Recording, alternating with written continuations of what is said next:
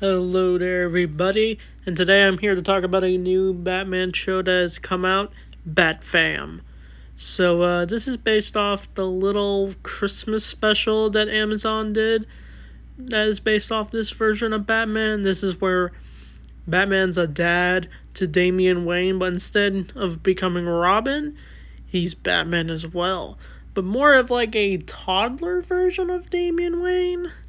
And this time, this Bat family is very different than the usual Bat family because we're used to seeing Batman, Dick Grayson as Nightwing, Barbara Gordon, Batgirl, Tim Drake Robin, Damian Wayne Robin, Red Hood, Jason Todd. It's just like that's mainly what we picture when we see the Bat family. But this roster is very, very different from the usual.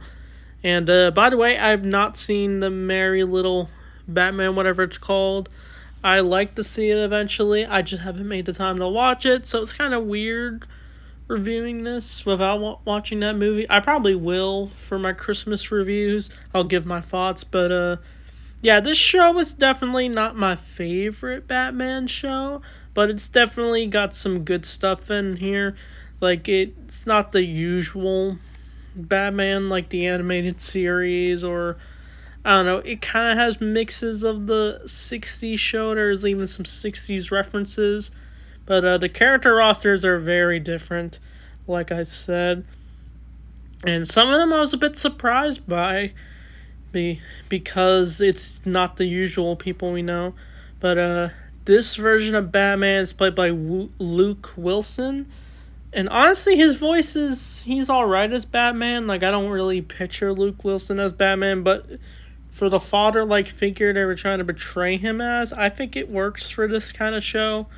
And the best part is the dynamic between him and Damian. Like, you actually feel like their father and son relationship.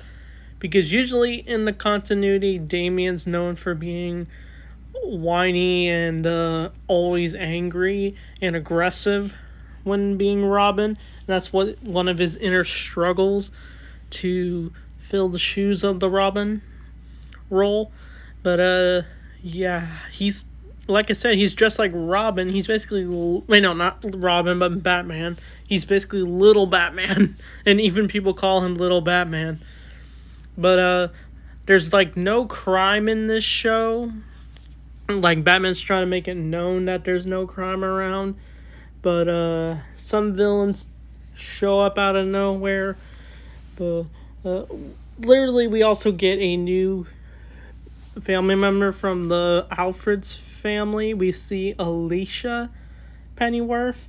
I forget who she's played by, but at first we think she's a villain because she runs an organization called Evil, but it's actually an organization that helps villains reform from their criminal ways, which I thought was nice.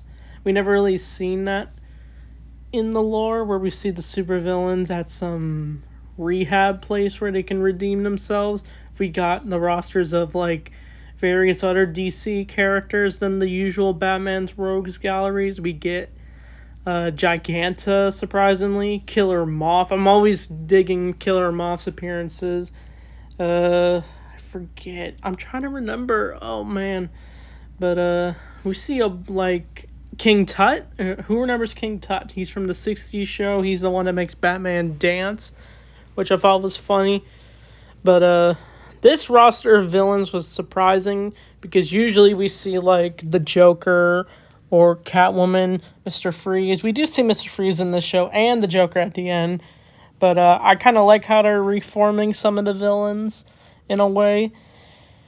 But for the family roster, I keep mentioning we get Man-Bat, surprisingly. He's living at the Wayne Manor household. And he wants to be like a Batman-like figure, but he just is known as the Man-Bat. He even gets his own center episode where he used to be like a big-time villain back in the 90s. And I thought those jokes were funny. We get a very old-looking Alfred.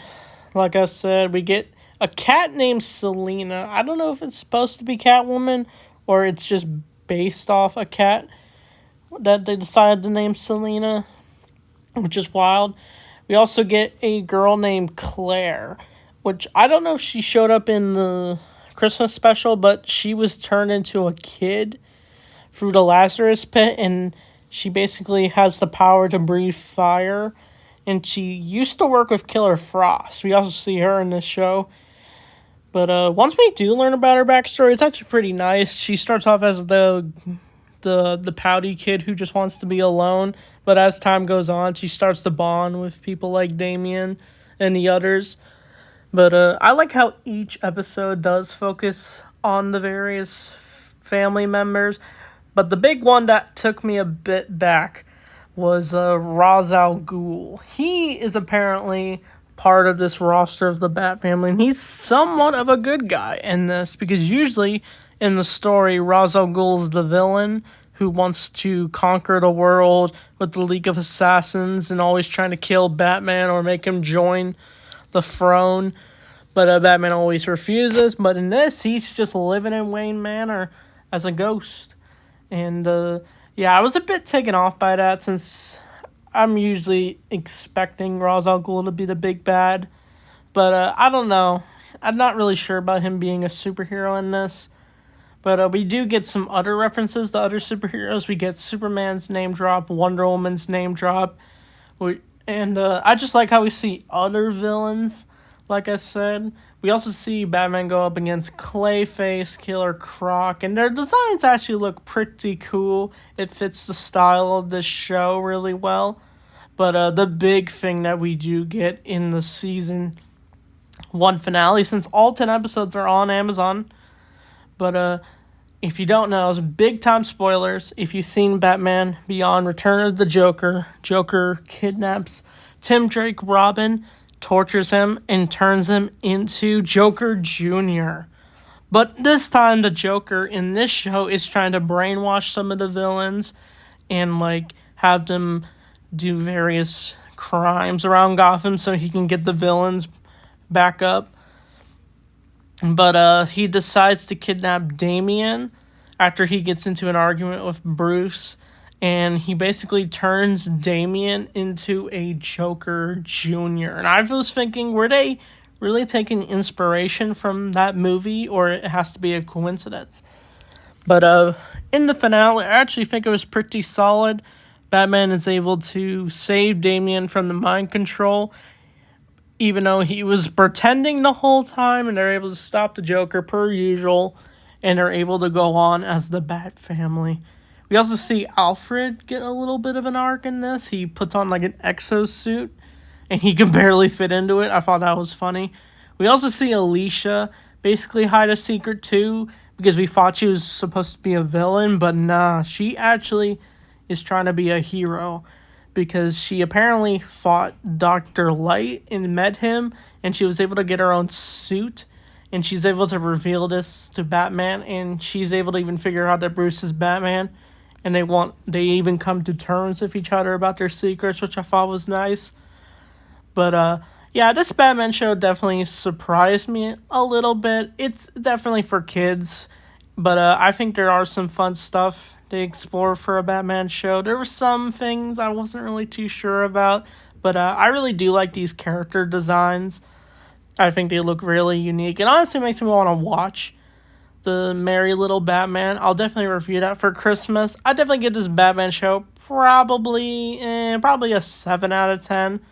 But if you really like Batman, maybe you'll like this. But there's some fun things in there. But honestly, I definitely prefer to watch the animated series for sure. But whatever Batman show they do next, I'm really looking forward to it. I'm really curious what they're going to do with Caped Crusader Season 2. Since we haven't gotten any news about that for a little while, since that's supposed to be outside of James Gunn's DCU, since that's supposed to be like an Elseworld. We're probably getting multiple Elseworlds for DC, honestly. Something like this, for sure. So, yeah. So that's my thoughts on Bat Fam. Check it out. So anyway, thanks for watching. I'll see you all next time.